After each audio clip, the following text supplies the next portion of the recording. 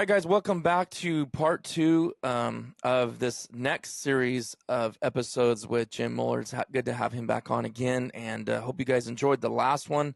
Real quick before we start fully rolling into this, just want to say check out our sponsor and partner and friend, Ben Hardbreck, that started Motion Ducks a long time ago. Met him 5-6 years ago. Had a Sacramento sportsman show, and I really liked this product, thought it was really neat, wondered if it worked, put it to use, and man, ever since I have not had it where it was not in my bag, in my blind bag, in my backpack, in my boat, wherever I go. So if you guys want to check out this jerk rig on steroids, go to motionducks.com/MVM, and you'll see that we have our own special deal there for the MVM show and Mid-Valley Mercenaries. And then if you want an additional 10% off, which I'm sure you do if you're going to get it, put in the code Mid-Valley, and you'll get an additional 10% off there. So just check it out. All right, here we are, back to it again, and we are going to start off this episode with a question that I had already asked him on the phone before even today, before we were recording these. And, Jim, I'm just going to say what I asked you, and then we'll roll from there. Okay, so good deal, man. In the video, if you guys haven't watched it, you need to go check it out. And it doesn't really matter. You can find it. It's one of the last 3 videos I've put on the channel. I'll get the name for you real quick. It was pattern test with 20 gauge Franke Affinity and Muller choke, decoy choke. So I did that video with the decoy choke. I did the whole process, and I guess I got your approval of how, because I was talking to you while I was doing that, so I made sure I did it properly. I would say it's one of my best. It's for sure the best pattern video I've done because I have a professional tell me how to do it. I did exactly how he said, and I think it helped a lot of people knowing what they should do too when they go pattern. So it had multiple benefits. Now, once I did the whole, let's see if this gun is shooting at point of aim and all this stuff, I put the decoy Muller choke in, shot at 25, 5 shots, 35, 5 shots. I did, however, after the recording's done, I did throw in your passing choke, and I shot it at 35 yards as well. Now, I did only shoot 3 shots, which it shouldn't really matter because it goes by average, right? I was telling you that I only got 20 more pellets per average shot with the passing choke. And that's when you said about letting a pattern develop, if we can go into that. Yes, Titus. So that's really a great point. It's really important for people to understand. One thing that I did when I developed my chokes, I felt it was really important to have the least amount of chokes necessary to give us the biggest margin of error without spending a ton of money on a ton of chokes and being really perplexed and confused as to what choke we should use, right? Mm-hmm.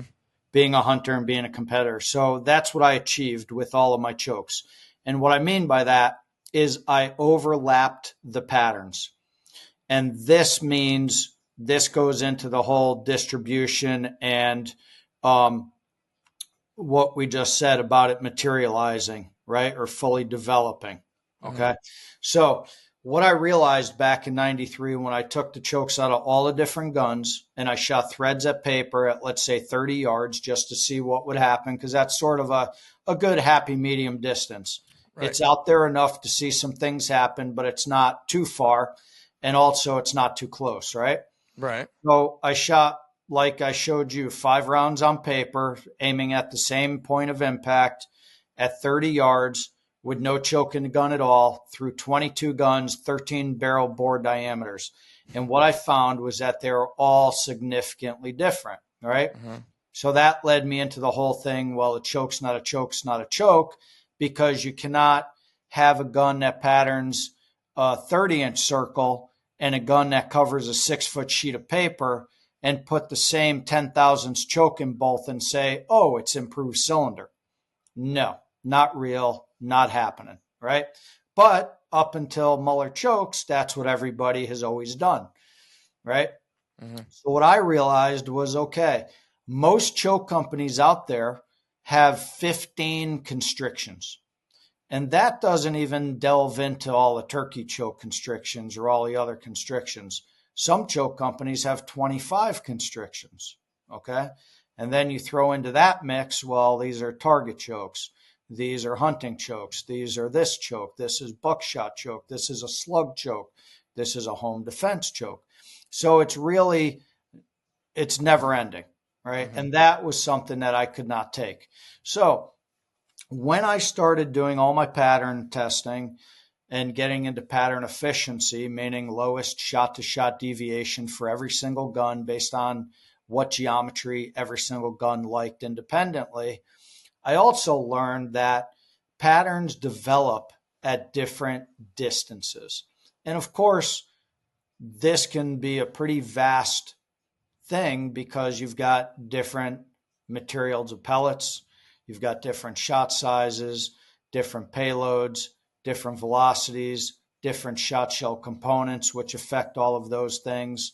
So what I realized what I could do to make things the best I could for everybody and to make things the most consistent for everybody was that I would strive to create a pattern and create geometry in a choke tube that would overlap patterns at the distances they're intended to be used at.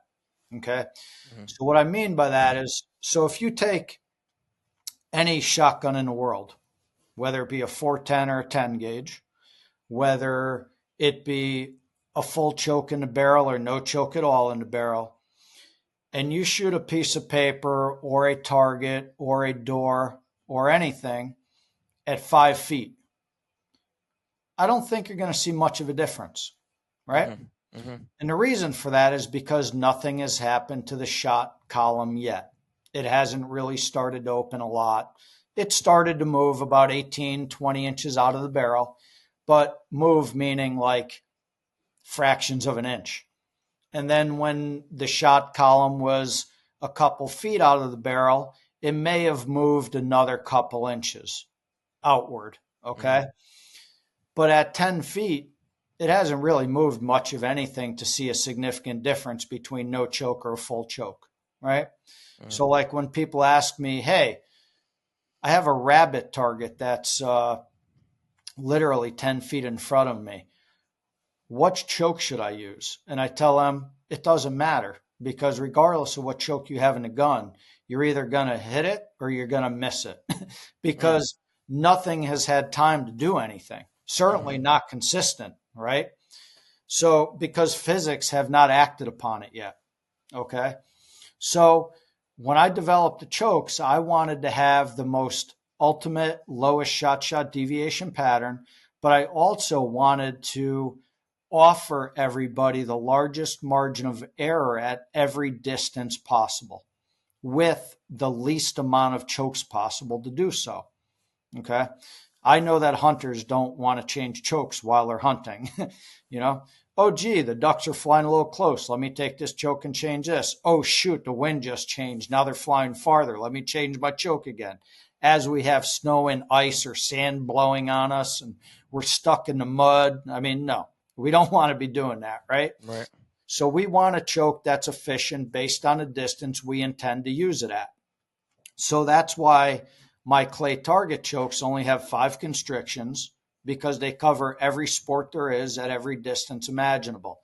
The reason I only have 3 constrictions in my hunting series is because you don't need more than that, because you've got close, medium, and far, or shall we say very close, mid-range, and extremely far. Okay, but somewhere in there, the choke is going to cover what you need it to cover, but it's going to do so very efficiently. And the reason it's going to do so is because when I created the patterns, I made them overlap, meaning where one ended, the other one begins. Okay. To the best of my ability. Right. And the best that could physically happen based on all the different guns, all the different bore diameters, all the different barrel lengths, all the different ammo, right? Ammo is a big factor in all this, right? Mm-hmm. If you're shooting double-aught buck or if you're shooting, target number 9, it's 2 totally different ball games, right? So what I did was when I created the chokes, I started at the distances they're intended to be used at. So like my decoy choke, I shot that choke from in your face at 10 yards all the way out to 40 yards. And in between all those distances in 5 to 10 yard increments, I evaluated them with all the different ammos. And I tweaked every choke for every gun to give me what I thought would be the biggest margin of error at every distance between in my face out to 30 yards, because that's what I intended the decoy choke to be used at. Hence the name of it, over decoys, right? That goes for whether it's a woodcock, a partridge, a wood duck, a ringneck, a mallard, a teal, doesn't matter, a Canada goose. If it's over decoys, which I consider to be inside 30 yards, that's the choke you're going to want. Now, the passing choke I developed for passing shots. Passing shots are going to be considered past 30 yards, okay? Everybody's got their own definition of that. Maybe some people feel it's past 30. Maybe some people feel it's past 40. Maybe some people feel a passing shot's past 50. Whatever you feel it is, my passing choke overlaps the pattern where the decoy choke starts to become, shall I say, inefficient or not ultimate. My passing takes over. Okay. So and then of course the UFO takes over where the passing takes over. If you were to shoot the decoy choke, the passing choke, and the UFO choke at 10 yards, they would all look very similar. The decoy choke may show you a couple inches bigger, but the deviation, shot to shot deviation, when you're not using the choke at the distance it's intended to be used at, your shot to shot deviation of the outer fringe is going to be very high. And the reason for that is because the choke has not created it has not allowed the pattern to fully develop yet. Okay. Or shall I say, physics have not acted upon the shot pattern enough for it to be fully distributed or fully efficient or fully developed yet because of the choke that it went through. A choke is just a funnel, right? So knowing that, basically, if you were to take my decoy choke and use it from in your face out to 30, 35 yards, you're going to see it out there very nice. Let's say between 15 and 35 yards. The deviation is going to be very low. The outer fringe is going to be consistent, and it's going to be very efficient. The shot string is nice. It's developed, everything, right? So your hit to miss ratio is going to be maximized. Your cripple ratio is going to be minimized. Okay, that's the goal. Then the passing choke takes over from where that decoy choke sort of ends. So my passing choke, I ask people to start patterning at like 35 yards and go out to like 50. Now, of course, you have to think for yourself, what ammo are you shooting? Am I shooting lead target loads? Am I shooting steel target loads? Am I shooting steel hunting loads? Am I shooting bismuth? Am I shooting buckshot? Am I shooting triple B? Am I shooting TSS? Am I shooting heavy 12, Spheros 15, heavyweight 13? I mean, you need to try to figure out, okay, this is the choke that's intended to be used at this distance. The ammo I'm going to put through this, is this ammo intended to be used at that distance? You know, you don't want to take a UFO that's intended to be used with TSS or like a Boss War Chief or a lead turkey load. You don't want to take that UFO and go shoot steel sevens through it and pattern test it at 65 yards, right? Because we're not going to do very well with a steel 7 at 65 yards, right? So what I intended to do and what I achieved was that I overlapped my patterns at the distances I think that the choke should be used at. I'm the inventor. I'm the master class shooter. I'm the ballistics expert. I did my best for you to be able to use these chokes based on where I intend to use them. Right. So if you look at these shot patterns in slow motion, which is something that I intend to do in the future so people can see it for their own eyes, I want people to see what I'm talking about. And what I want people to understand is that every constriction, every gun, and every ammo has a sweet spot. And that sweet spot may be over a period of 10 yards, it may be over a period of 40 yards. But there's sweet spots for every choke and every ammo combination. Mm-hmm. So what I did was my decoy choke, my sweet spot is between in your face out to 35, regardless of ammo choice. The passing choke sweet spot is from 35 out to 50, depending on ammo choice. And my UFO is for beyond 50. Okay. Now, like we said in the last podcast, the thing that you cannot see is on paper. You cannot see these things on paper because all you're seeing is a bunch of pellets going through a two-dimensional piece of paper. You don't see the shot string, and you don't see the deviation if you fire one shot on paper with one ammo, with one choke, with one gun at, say, 35 yards. Okay? So what I always encourage people to do, if you insist on shooting patterns with my chokes on paper, what I urge you to do is take the ammo you choose to shoot inside 35 yards with my decoy choke, shoot paper between, let's say, 15 yards and 35 yards. But what I encourage you to do is fire 5 shots at the same point of impact, aiming at the same dot, and then do the pellet count in all of your quadrants, and then divide those quadrants by 5. Mm-hmm. And the reason I asked you to do this is because there is such huge deviation in every shot shell on the market, regardless of who makes it. When you fire one shot, you have no idea what the next shot's going to be. Mm-hmm. That's out of my control. That's not my choke. That's not the gun. That's the ammo.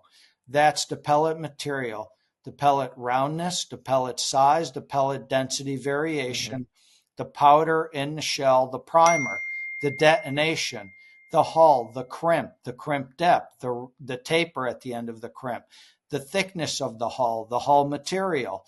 I mean, I could go, never mind velocity. I mean, right. We could get into that whole thing, but what I'm trying to exemplify here and touch base on is the amount of variables is huge just in that shot shell alone.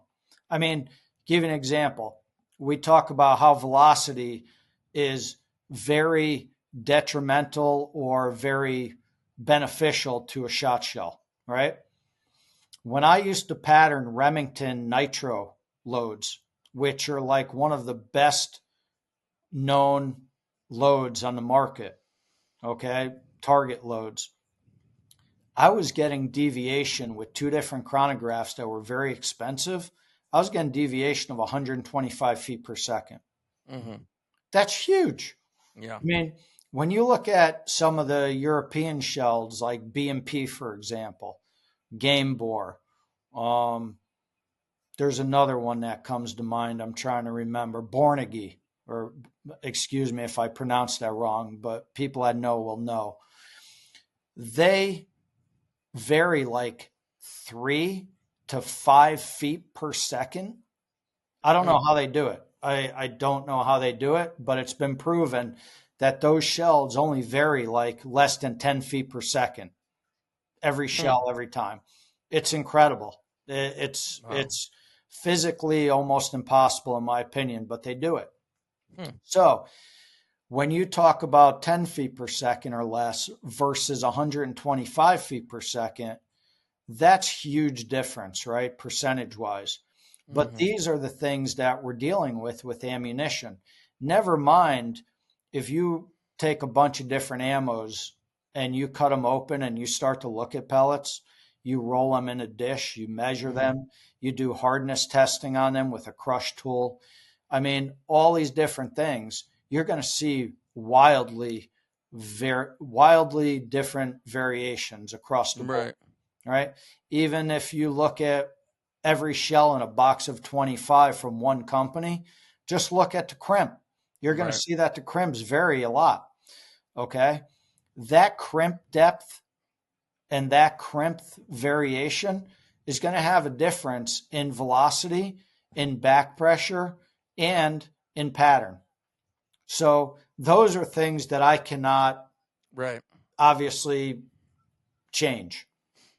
But what I can change is across the board giving you overlapping patterns with the best ammos on the market that are the most consistent, and then in the hopes that whatever you choose to use is going to be the best it can be.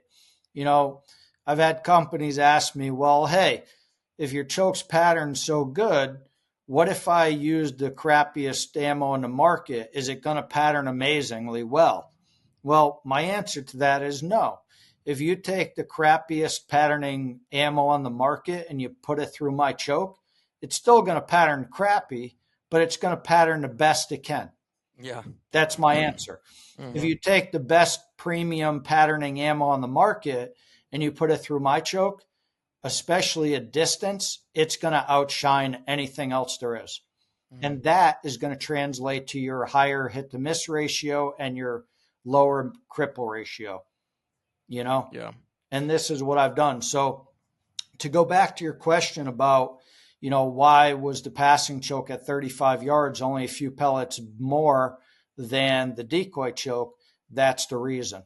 So now if you were to take that same exact, and let me back up, that's awesome that you found that, because that's exactly what I want you to find. I don't want you to have, let's say, 100 pellets inside a 30-inch circle at 35 yards with my decoy choke, which is exactly what I want you to have, by the way. I don't want you to put the passing choke in with the same gun and same ammo and tell me that you've got 100% pattern inside 20 inches, because guess what?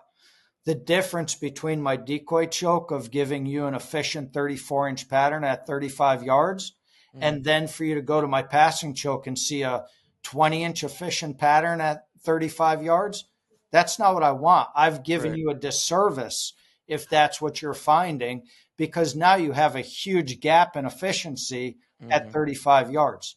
You're going from a big pattern that's got a good ratio to a pattern that you're going to be missing birds with at that same distance when you go to my passing. That's not what I want you to have. I want you to see no difference at 35 yards, because if I could give you that, I want to raise a flag and pat myself on the back, right? Because it's difficult to do.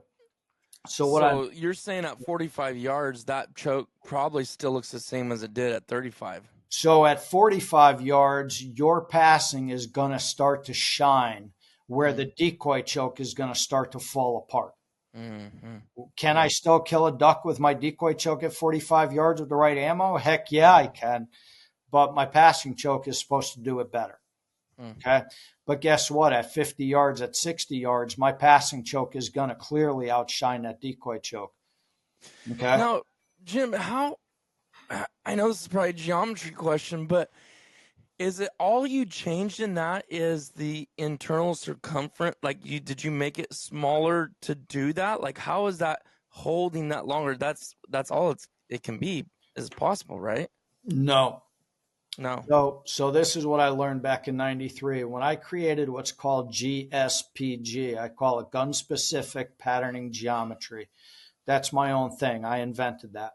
The reason I invented that is because that's exactly what I learned. So what I learned was when I took the chokes out of all of those guns and I shot them on paper, they patterned totally different. So I realized that you couldn't put the same choke with the same geometry in all of those guns and expect it to be the same, because it can't be, right? It's impossible. If it shoots totally different with no choke, you can't put the same choke in all of them and have them all shoot the same, right? It's obvious common sense. So I realized that, okay, if every gun starts out different and it ends different, it needs a different choke in it to perform proper, okay? I can't say perform the same, because here, we'll delve into something else before we go down the road. If a Browning 745 bore can give you a 36-inch pattern at 20 yards, but a Benelli SBE 1, 2, or 3 can only possibly give you a 25-inch pattern at that same distance, do I want to make the Browning shoot as tight as the Benelli at that distance and give you a less margin of error so I could say my choke's the same? Of course not. I'm not going to take margin of error away from you. I'm not going to take pattern efficiency away from you just to make the guns the same because that gun shoots tighter than every other gun on the market. Right. If you want to buy the tightest shooting gun on the market and handicap yourself on close targets or close birds, well, then go for it. That's your business, but I'm not going to. Okay? Hence the reason I don't shoot a Benelli. Okay? It's not only because they're inertia driven and they break and they jam and they don't go off when you pull a trigger. That's not the only reason I don't shoot a Benelli. I don't shoot a Benelli because it's too damn tight. And I can't make it bigger. Okay? So what I tell people in the sporting clay industry, in the American skeet industry, the trap industry, I tell them to match the bore diameter of the gun based on your sport to give you the biggest margin of error so you can win. And what I mean by that is if I'm competing in American skeet, where I could take the choke out of every single gun on the market and break that target from station 4 100 times in a row and never have a fly through, why in the heck am I going to shoot a 720 bore that's going to give me a much tighter pattern when I could do it with a much bigger pattern and have a bigger margin of error and have a higher score than you? Yeah. That's what I'm going to do. Right. Same thing goes for chokes in these guns. So if I want to shoot bunker trap and I have to have a really tight, efficient pattern at freaking 50 yards for that target that's screaming away from me, yeah, I want to shoot a tight Perazzi, or I want to shoot a tight Benelli, or I want to shoot a tight Beretta. I want to shoot something tight because it starts out tight. Guess what? I can end it even tighter, right? And have it be more efficient.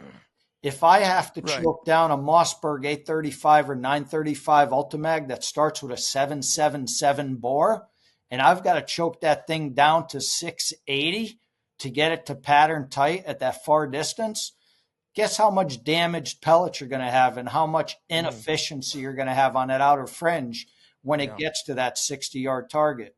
Guess how much back pressure that gun's going to have kicking you in the teeth because it's like shooting a slug at that point. Okay? So there's all these different things that people don't know because nobody's ever taught them or talked about it. That is a vast, huge world, right? I mean, I know I didn't really make that sound very good, but I'm not going off a script here. No. So what I'm saying is if you shoot a very tight choke out of a gun and then you put a cylinder choke in that gun, you're going to get a lot more felt recoil out of that full choke than you are out of the cylinder choke. The same thing's going to happen if you shoot a big bored gun versus a small bored gun with the same amount of constriction in the gun, right? Yeah, so that you constrict it down, you're just going to ask for a sore shoulder. That's correct. And so you're saying a Benelli's already tight. You said Benelli's are already tight. What are they averaging as far as bore diameter? 720 to 724. So most people overchoke Benelli's. Most people overchoke mobile choke Berettas. Most people overchoke any gun that takes a mobile choke or a Cryo Plus choke system because those chokes are made for a 18.3 to 18.4 millimeter bore diameter, which is basically 719 to 724. Okay. Yeah, that's what I was telling you on my which maybe it's different because it's a 28 gauge, but I put the full in there, and then I'm pretty sure I was shooting something like the size of a golf ball up out to like I can't prove it, but from what I seen on the water and just things hitting birds, out Yes. to like 25, 30 yards. So I end up putting the improved modified, and I'm really now even seeing that on the water and shooting birds. I'm like, man, I think I need to change that almost down to a mod because I Yes. mean it's Yep. it's tight. So I don't have the chokes in front of me, and you know what? This might make for a good podcast in the future, so people could see what I'm talking about. But just if you could envision this, if I had a 28 gauge Caesar Guarini choke tube in front of me right now in my hand, and I showed it to you face to face, live person, you would swear it's a 410 choke, but it's a 28 gauge choke. Why? Because of the very tight bore diameter, and the choke system is pretty thin. So the OD of the choke and the ID of the choke are small, right? If I was to take that same 28 gauge choke in a Browning, you would swear it's a 20 gauge choke because it looks that much bigger. Wow. Okay, because the bore diameter is bigger, it's an overboard gun from the factory. They thrive on that, which is why it's called Invector Plus. And the OD of the barrel is also bigger, which hence the OD of the choke is bigger. But this all translates to bigger, okay? Which is why you could shoot a much heavier payload in a 28 gauge out of a Browning than you can out of a Benelli to get a much more efficient pattern. If I wanted to go shoot an ounce or an ounce and an eighth of nickel plated fives out of a 28 gauge and paper bag of pheasant at 60 yards like I shot him with a 10 gauge, it would be through a Browning. It would not be through a Benelli or a Beretta, because trying to shove an ounce of lead through a bore diameter of a Beretta or a Benelli 28 gauge is not going to go so well. It's too much shot. Okay. So hence the reason we get back into the whole square load thing, right? People talk about a 28 gauge being a square load. No, it's not always a square load. It depends on how much your payload is based on the bore diameter of that gun. So a 3/4 ounce payload in a 28 gauge is pretty square in most 28 gauges, right? An ounce and a quarter of lead shot is a square load in most 12 gauges. But of course, an ounce and a quarter payload that's a square load in a 725 Remington is not going to be a square load in a Mossberg 777 bore. Ain't going to be. Yeah. It's physically impossible. It goes against all physics. So this is why people that are unknowledgeable or uneducated about ballistics and shotguns cannot talk about these things, because they're giving people false information and misleading them. That's why so many people in shotgunning sports and hunting are so misled, because people don't understand what they're teaching. They're just spewing false, obsolete information forward generations. And that's why I'm out here to teach people, because they don't know what they're talking about. So like, obviously you could see how huge this is, right? Yeah. Just saying, oh, 28 gauge is a square load. That's wrong. No, it's not. That's like saying a 410 load is a square load. Yeah. Guess what? A half ounce of 8.5s in most 410s is a square load, and I can break clay targets at 45 yards like you shot them with a 12 gauge. But people will tell you, oh no, a 410 is either a kid's gun or a professional gun. It's nothing in between. That's not true. Really? That's so far from the truth, and I can prove it by showing you years of scores that I shot on 12 gauge sporting clay course, shooting my Remington 870 pump, where I shot raw scores in the 80s. Okay, and I ended up winning high overall champion shooting a 410 pump on a 12 gauge course. Why? Because I was shooting the correct load through the correct choke in a 410. Simple as that. Okay. But not every load and every choke and every 410 is a square load and is efficient. Believe me. You could shoot most 410s at 25 yards and fit a freaking goose through it. Right? Not efficient. Yeah. Same thing goes for every single gauge. 410, 28, 20, 16, 12, and 10. It goes for every gauge, every gun, every choke, every ammo. But people don't know this. They just throw it into a general category, and it's not general in any way. That's what the big argument now is. The last couple years, for sure, the last two, is that people, and I probably have said it too. It's like, yeah, you let a kid use a 28, or if you feel very confident in a good shot, you use a 28, but no in between, because people are sky busting, take far shots, and doing all this kind of stuff. But I mean, that would be the reasoning we've had, and conversations we've had. But Yes. I don't know what you would say to that. So basically what I would say to this is if you're using the right 28 gauge with the right ammo, with the right choke, it's as efficient and as capable of a 10 gauge. Okay. Wow. Because I could take a 10 gauge and make it inefficient, right? Yeah. I could use the wrong choke, the wrong ammo, and the wrong bore diameter shotgun and make horrible patterns in a 10 gauge, which most people that shoot 10 gauges would tell me I'm out of my mind. You can't make a 10 gauge inefficient. Yes, I can. I could make it as inefficient as a 410. I could also make a 410 as efficient as a 12 gauge. Okay. Hence the reason I shot in the 80s on 12 gauge courses. Right. That's not make believe. That's fact. So why can I do that? Because I understand ballistics. Right. Yeah. I could make a 10 gauge shoot so incredibly well that 60 yards is close. Right. Why? Because I could make that shot. And why? Because I understand ballistics and I've shot millions of rounds in my lifetime. So I practice on 100-yard targets on sporting clay courses. So yes, that's why I can do that. 60 yards is close. I can assure you 60 yards is close. 60 yards is the old 30, okay? But that's because of things like TSS, not steel shot. I would never shoot at a duck at 60 yards with steel shot, regardless of ammo or gauge or choke, okay? So I would never promote it either. Do I promote shooting birds at extended distances with TSS with my choke? Yeah, I do. Why? Because it's a reality. Can I stand here on my deck and fold a red-breasted merganser flying up the center of my creek, which is exactly 80 yards? Every shot. Guaranteed. Because I can.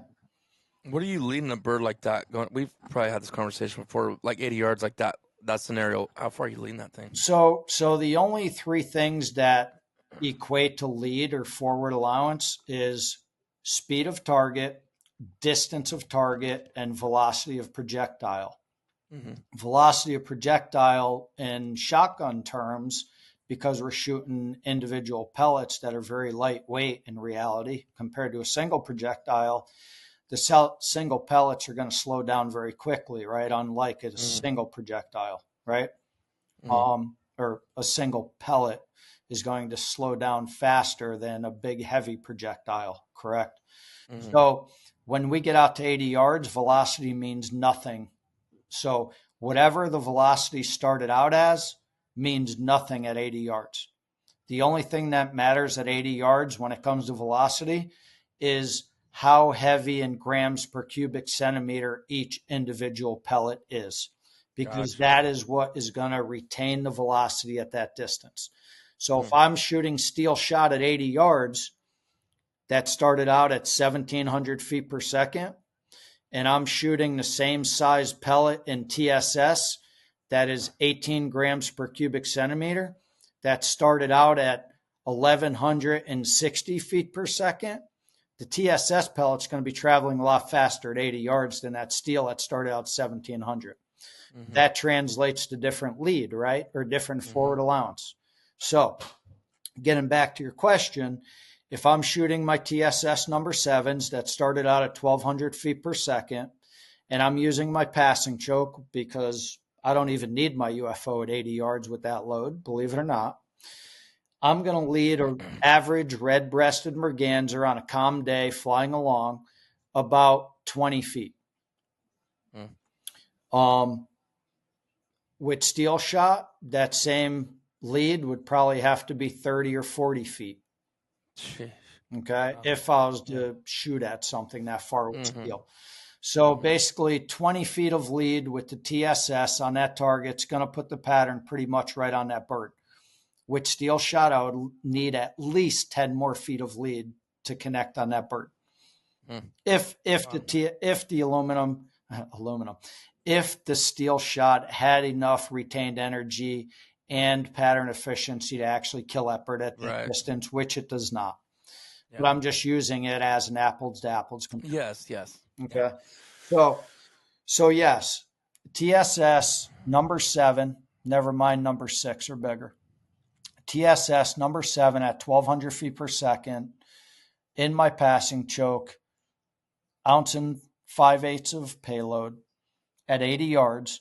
When that pattern hits the water at that 80 yards and kills that duck, if you were to look at the pattern, you would be amazed at how much energy and density it has still at that distance.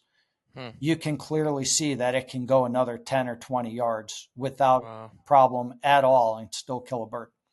Wow. So I'm passionate about discussing that because it's really difficult to swallow when people see my shot cam videos where I shoot a duck at 50 yards, I stone it, and they blow up and say, "Oh, you're sky busting, you're unethical, you're giving the sport a bad name." No, I'm not, because I'm using TSS through a choke that gives me pattern efficiency of your steel shot and your choke at 20. Yeah. So why They is it just unethical? they have no knowledge. Why is it unethical? Correct. Yeah. I can hit a bird with as many pellets and as much energy at 80 yards as you can with your steel load at 20. Right. So why is mine unethical? It's only unethical because you're not knowledgeable or understand versed. this. Yeah. That's it.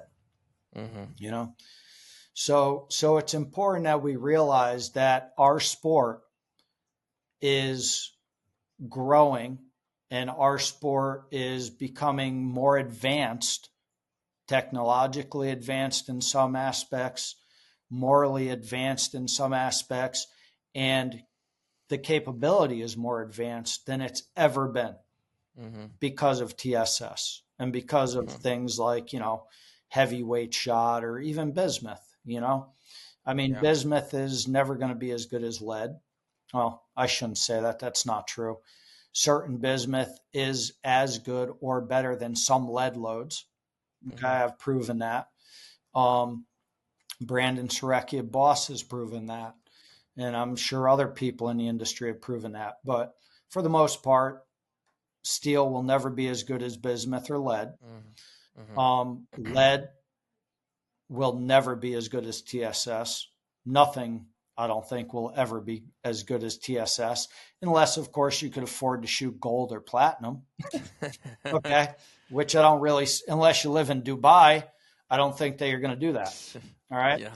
So I feel, based on knowing the element chart very well and the periodic tables, I think that pure tungsten of 18 grams per cubic centimeter, and there's some pure tungsten that can go a little heavier than that. I think that will ballistically be the heaviest we ever go because of affordability. Affordability and also production. Yeah. Nobody's going to make gold shot. Nobody's going to make platinum shot. Nobody's going to make shot out of uranium. Okay. So TSS, I think, will be the cap and the upper limit of what we ever shoot in a shotgun.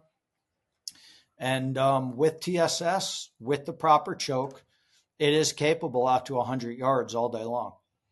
It's capable well beyond 100. Yeah. With the right size shot and with the right choke. But I'm not going to sit here and promote, that people go out and shoot at live birds past 100 yards. Yeah. Can you do it? Yes. Should most people do it? Oh, no. Hell no. Most people should not attempt it.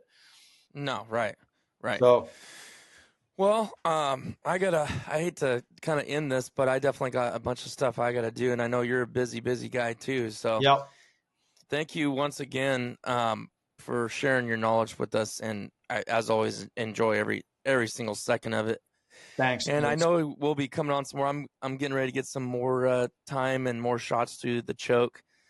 here coming up for the next couple of weeks, some busy schedules for duck hunting. So I'm really excited. I'm actually been using the decoy choke, going to be using the passing a little bit here, what we got planned, some bigger water hunting. So anyways, I'll let you know how it goes, and hope your season continues to go as well. Yeah, it's going to get good. And when you're out there and you're hunting, especially birds over water where you can see the difference, or if you're shooting a cripple or whatever have you, when you get out to that 35 to 50 yard mark, don't be afraid to use the decoy choke and then use the passing and sort of a side by side comparison, so you can see and understand what I'm saying. I definitely going to. I want to see it. Yep, it's He'll the probably efficiency.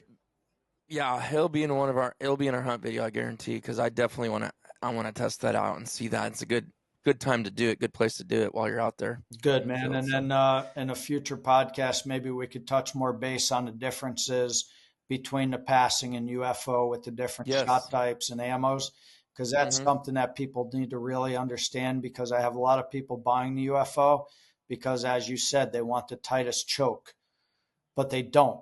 They don't want the tightest choke, and I want to explain why. It's really important that people understand it. Okay. All right. Well, thanks again, Jim. I appreciate your time. You got it, Titus. Thank you, brother. Thanks, everybody, for listening in, and we'll see you guys on the next one.